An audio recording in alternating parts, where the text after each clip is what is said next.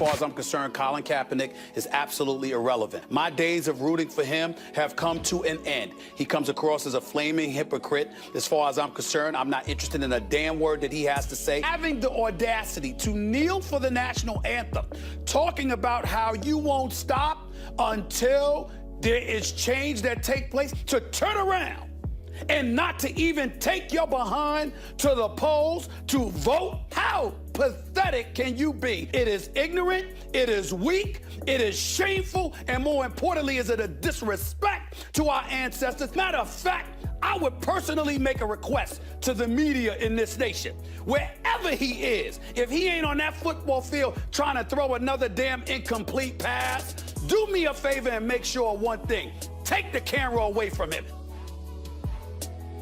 That was yesterday. Stephen A. did not hold back in his disappointment in Colin Kaepernick for not voting after Kaepernick's national anthem protest sparked national debate. Here's what Colin had to say about why he chose not to vote in this election.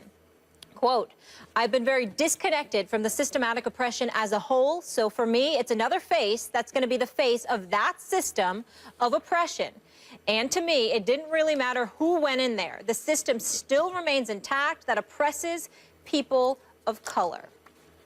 Stephen A., now that you've heard from Colin in his explanation, do you feel differently towards him? No, not at all. I still think he's a flaming hypocrite. I still think that he deserves every level of vitriol I aimed in his direction. Yesterday, I'm not holding back one bit. The only regret that I have, based on my diatribe from yesterday, is that I did not add the word selfish to the equation, because he was that too. See, Colin Kaepernick's thinking about himself. Colin Kaepernick ain't thinking about oppressed people. Because if you were thinking about oppressed people, you wouldn't just take that position.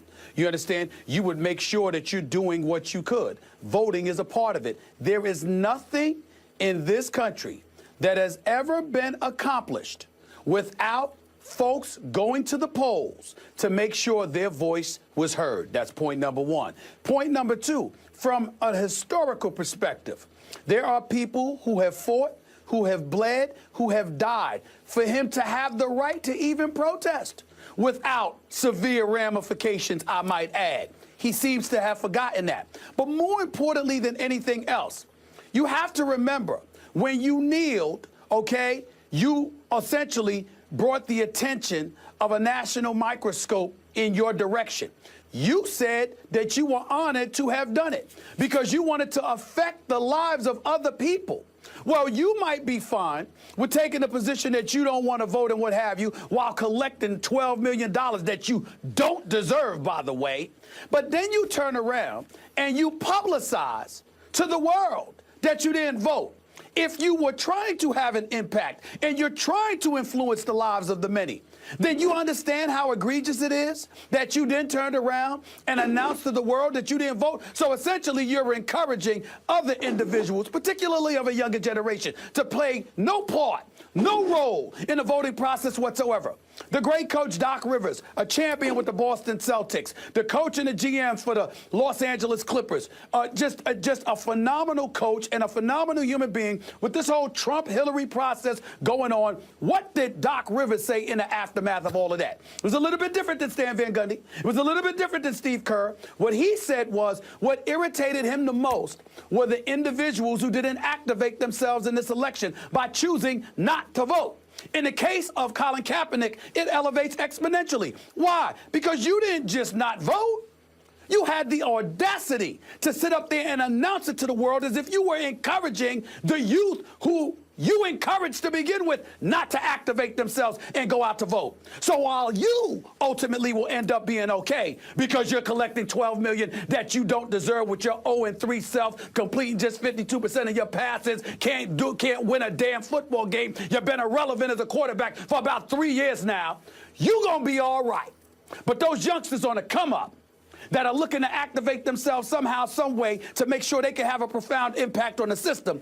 They don't get to do that because an individual like you is so caught up on the evil you're convinced that exists so profoundly that you don't even want to take part in a political process where you're going to be just fine because you've been able to pocket millions. But those on the come up who will need to activate themselves to make sure they can create and provoke change, you've just encouraged them not to do it. It is egregious, it is irresponsible, it is weak, it is pathetic, it is hypocritical, and it is selfish. And that is exactly what Colin Kaepernick was in this particular situation. I ain't backing up one damn bit. I said it, I meant it. Period. Max. Not only am I not backing up, I want to take it further now because Stephen A.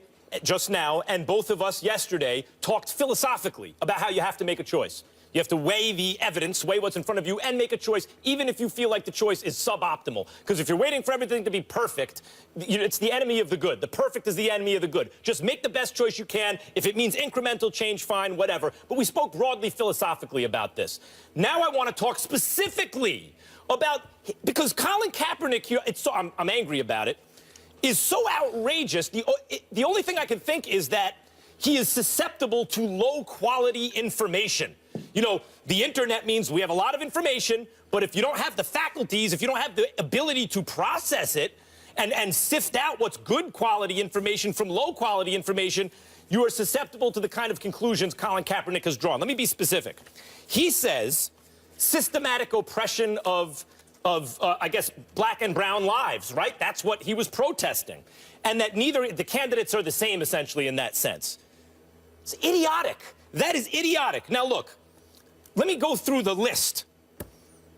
You care about black and brown lives? What do you think about stop and frisk, which was found to be unconstitutional? How do you think that has an effect on the way police and the communities they interact with? What kind of outcomes do you expect from practices that are considered unconstitutional? Remember stop and frisk in New York City? Rudy Giuliani, he might be the head of the Department of Justice. What kind of outcomes are you expecting then? How about this? Forget about the Supreme Court for a second, which has a tremendous influence on issues like this. For example, illegal search and seizure. I mean, they make those rules, and that has a direct effect on the policing of communities. Now, if Kaepernick feels like, hey, harsher law and order rules are actually good for people of color, okay, fine, then you vote one way. If you think, no, it makes bad outcomes, then you vote another. But it's more, and it's deeper than that. The president also appoints lower federal judges who have great discretion in terms of sentencing guidelines.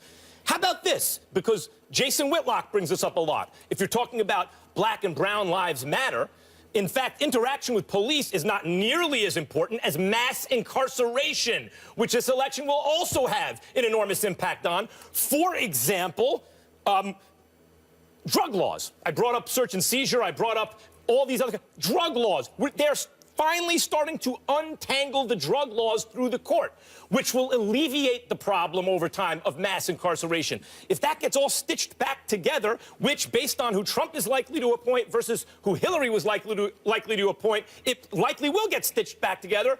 What do you think is going to happen to mass incarceration of black and brown folk? I mean, the idea that he treats both candidates the same because of systematic oppression as though they will have no effect on the system is so juvenile. It's either juvenile or extremely lazy.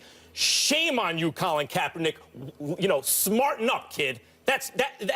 He's not a college player. He's an adult, and he talks about how he's becoming socially conscious and he's getting his eyes open. Open them a little bit wider. How about this? Google it. It takes 5 seconds. How hard is this stuff? It is outrageous for him to make those comments. Not only is it outrageous, but it's ignorant and selfish, like you said. It's ignorant for all the reasons that you pointed out, but it's also selfish because he was clearly thinking about himself instead of the lives that he purportedly was interested in impacting when he took the stance that he took. So we have to take that into consideration. And oh, by the way, Max, you know what? Of all the things that you said, there's one thing that you didn't bring up. Hillary Rodham Clinton and Donald Trump weren't the only presidential candidates. Right.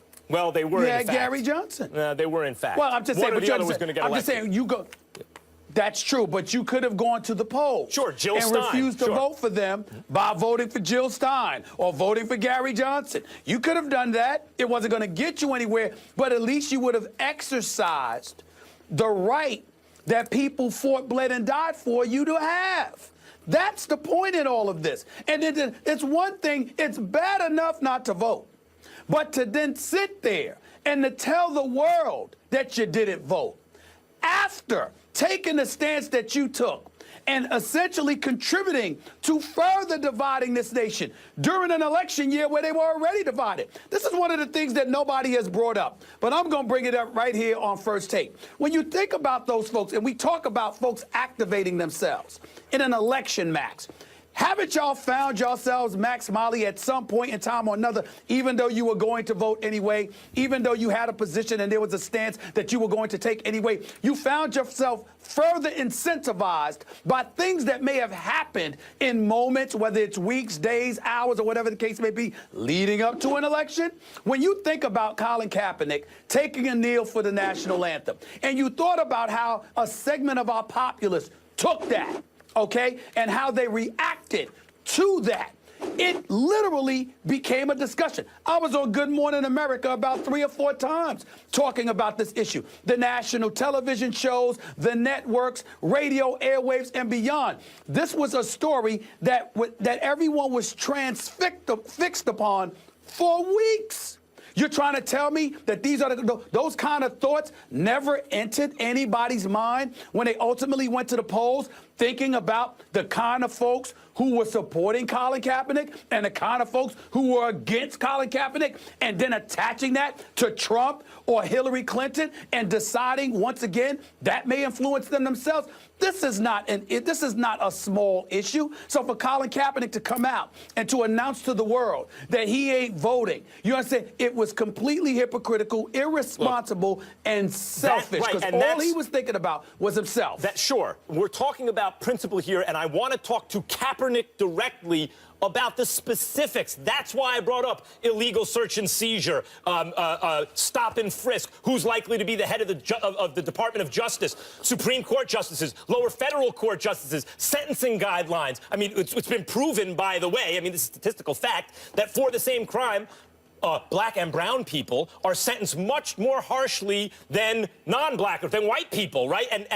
So what kind of federal judges do you think are going to be appointed by one administration or the other? Cap, it takes a little bit of research. You have to do it. Look how excited the private prison industry was when Trump got elected. Private prisons, an outrage in modern life. Or maybe Kaepernick thinks, no, privatize prisons. That's a good idea. The point is, you have to find out about the idea that that both candidates represented the same thing in terms of systematic oppression of black and brown lives is so ignorant it defies description. And this is coming from someone who supported Kaepernick by and large in his protest. I didn't support him wearing the Castro shirt or the socks with the police depicted as pigs, but in every other instance, I supported him. I said, good for him. He's being brave. He's being smart. But this is the opposite of that.